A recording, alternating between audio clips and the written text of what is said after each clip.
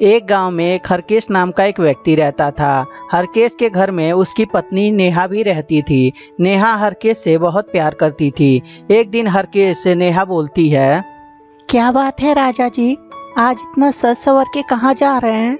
अरे डार्लिंग, तुम्हें तो पता ही है कि आज मेरे ऑफिस का छुट्टी है, तो सोचा आज बाहर से घूम आता हूँ।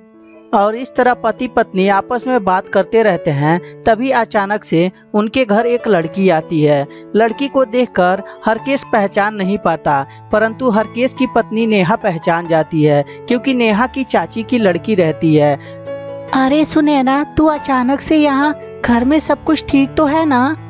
हाँ दीदी, घर में सब कुछ ठीक है। वो एक्चुअली मेरा मन नहीं लग रहा था, तो सोची कि थोड़ी दीदी और जीजू के घर से घूम आती हूँ।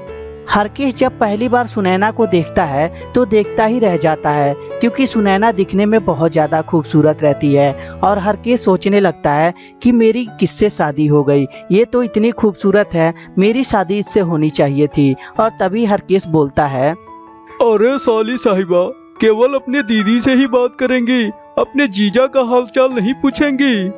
अरे सॉरी जीजू, मैं दीदी से बात करते करते ये तो भूल ही गई कि जीजा जी भी तो यही हैं। आओ जीजा जी, बताइए आजकल क्या चल रहा है?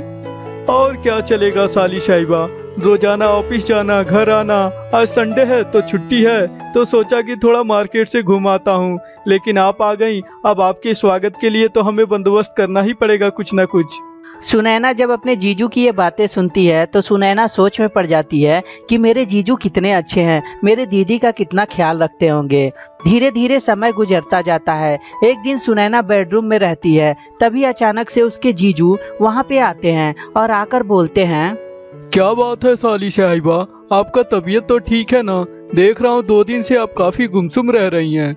ऐसी कोई बात नहीं है जीजू, असल में मेरा एग्जाम नज़दीक आने वाला है, तो इसीलिए थोड़ा टेंशन हो गया था, क्योंकि पढ़ाई भी थोड़ी कम की हूँ इस बार। अरे साली साहिबा, अगर जो पढ़ाई लिखाई अच्छे से नहीं करेंगी आप, तो आपको अच्छा लड़का भी नहीं मिलेगा। इसीलिए पढ़ाई लिखाई पे थोड़ा ध्यान दीजिए। अरे जीजू, कैसी बात कर रहे हैं? मुझे तो शादी करनी ही नहीं है, मैं तो दीदी और आपके साथ ही रहूंगी। इस बात को जब हरकेश सुनता है तो उसके मन में लड्डू फूटने लगते हैं। और तभी हरकेश बोलता है, अच्छा साली साहिबा, एक बात बताइए, मैं आपको कैसा लगता हूँ? अरे जीजू, ये भी कोई पूछने की बात है? आप तो सुपरमैन है, हीरो लगते हैं, हीरो। हरकेश जब इस बात को सुनता है तो उसका मन एकदम गदगद हो जाता है। और तभी हरकेश बोलता है, अच्छा एक बात बताइए साली साहिबा, अगर जो आपकी शादी मुझसे हुई रहती तब?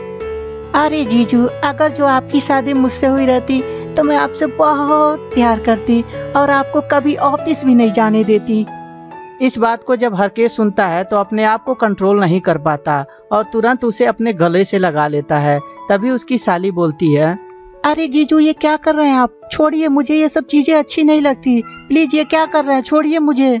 अरे साली साहिबा, आप ही तो कह रही थी कि आप मुझसे बहुत प्यार करती, तो मैं प्यार का भूखा ही हूँ। अरे मैं तो ऐसे ही बोल गई, प्लीज मुझे छोड़िए, मुझे ये सब चीजें अच्छी नहीं लगती, मुझे अपने घर जाना है, छोड़िए मुझे।